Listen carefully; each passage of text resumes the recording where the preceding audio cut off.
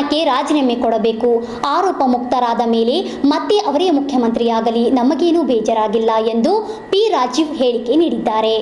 ಈ ಸರ್ಕಾರಕ್ಕೆ ಒತ್ತಾಯ ಮಾಡೋದು, ಆರೋಪ ಸ್ಥಾನದಲ್ಲಿರುವವರು ಯಾರೇ ಆಗಿದ್ರೂ ಕೂಡ ರಾಜೀನಾಮೆ ಕೊಡಬೇಕು. ನಮ್ಮ ಒತ್ತಾಯ ಇದೇ ಆಗಿದೆ.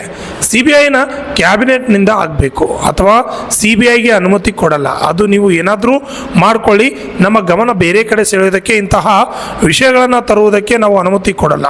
ನಾವು ನೇರವಾಗಿ ಹೇಳೋದು, ತಪ್ಪಿತಸ್ಥರ ಸ್ಥಾನದಲ್ಲಿರುವಂತಹ ಯಾವುದೇ ವ್ಯಕ್ತಿ ಇದ್ರೂ ಕೂಡ ತನಿಖೆ ಎದುರಿಸುವಾಗ ಆತ ಹುದ್ದೆಯಲ್ಲಿ ಇರಬಾರ್ದು. ತಕ್ಷಣಕ್ಕೆ ಮುಖ್ಯಮಂತ್ರಿ ಸ್ಥಾನಕ್ಕೆ ರಾಜೀನಾಮೆ ಕೊಡಬೇಕು. ಆರೋಪ ಮುಕ್ತರಾದ ಮೇಲೆ ಮತ್ತೆ ನೀವೇ ಮುಖ್ಯಮಂತ್ರಿಯಾಗಿ, ನಮಗೆ ಬೇಜಾರಿಲ್ಲ ಎಂದು ಕುಡ್ಚಿ ಮಾಜಿ ಶಾಸಕ ಪಿ ರಾಜೀವ್ ಅವರು ಹೇಳಿದ್ದಾರೆ. ಕರ್ನಾಟಕದ ಜನಪ್ರತಿನಿಧಿಗಳ ವಿಶೇಷ ನ್ಯಾಯಾಲಯ ಎರಡೂ ಕೋರ್ಟ್ಗಳಲ್ಲಿ ಮುಖ್ಯಮಂತ್ರಿಗಳು ಅವ್ಯವಹಾರವನ್ನು ಮಾಡಿದ್ದು ಮೇಲ್ನೋಟಕ್ಕೆ ಸಾಬೀತಾಗಿದೆ. ಇದರ ಮೇಲೆ FIR ಆಗಬೇಕು ಅಂತ ಹೇಳಿದ್ದಾರೆ. ನಾವು ಈ ಸರ್ಕಾರಕ್ಕೆ ಒತ್ತಾಯ ಮಾಡೋದು, ಆರೋಪ ಸ್ಥಾನದಲ್ಲಿ ಇರುವಂಥವರು ಯಾರೇ ಆಗಿದ್ದರೂ ರಾಜೀನಾಮೆ ಕೊಡಬೇಕು. ನಮ್ಮ ಒತ್ತಾಯ ಅದೇ.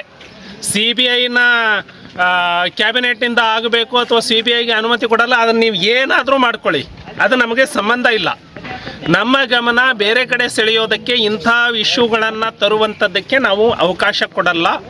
ಸೊ ನಾವು ನೇರವಾಗಿ ಹೇಳುವಂಥದ್ದು, ತಪ್ಪಿತಸ್ಥ ಸ್ಥಾನದಲ್ಲಿ ಇರುವಂತಹ ಯಾವುದೇ ವ್ಯಕ್ತಿ ಇದ್ದರೂ ತನಿಖೆ ಎದುರಿಸುವಾಗ ಆತ ಆ ಹುದ್ದೆಯಲ್ಲಿ ಇರಬಾರ್ದು.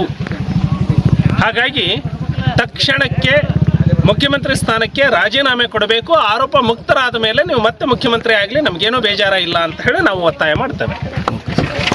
Shashidhar Kokatnur, RG32 Kannada news, Chikkodi.